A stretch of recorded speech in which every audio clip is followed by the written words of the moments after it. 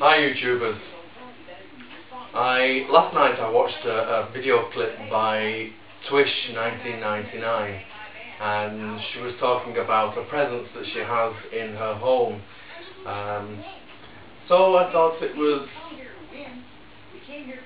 the time that I would like to discuss something that my family experienced.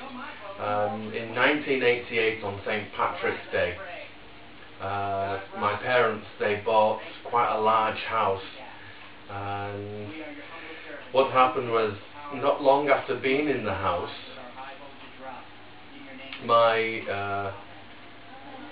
first of all, let me just explain. The house at one time was a village doctor's surgery, the kind of surgery where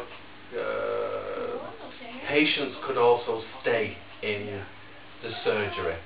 The house is probably, dare I say, at least 100 years old, and so we know from a neighbour who was 90 years old at the time when we moved in that people had died in the house. Now the name of the house was Tudor House, although it wasn't in the Tudor style. So anyway, I remember my mother told me that one night while she was asleep in the master bedroom, she was awoken. And when she opened her eyes, standing above her was a monk. Why a monk? I have no idea, because I don't think the United Kingdom has that many monks. But there was a monk standing above the bed, standing over her on the bed, but standing on the floor. Now the monk only appeared once, and so she told us the story. I mean, it never affected me, it never worried me, it never bothered me in any way. But that was the experience that my mother had.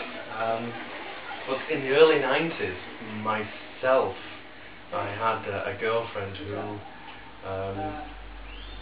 started to play with the Ouija board. And after a couple of months of using the Ouija board, I mean, it was all fun and games. We had a regular spirit that would come into the Ouija board, and whose name was Gug, G-U-G, Gug. And you know, and this spirit even knew what colour socks and underpants I had. You know, when you ask those silly questions.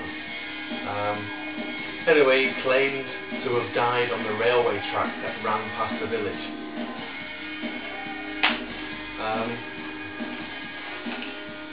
So basically, I mean, that's probably all of the experiences that we had.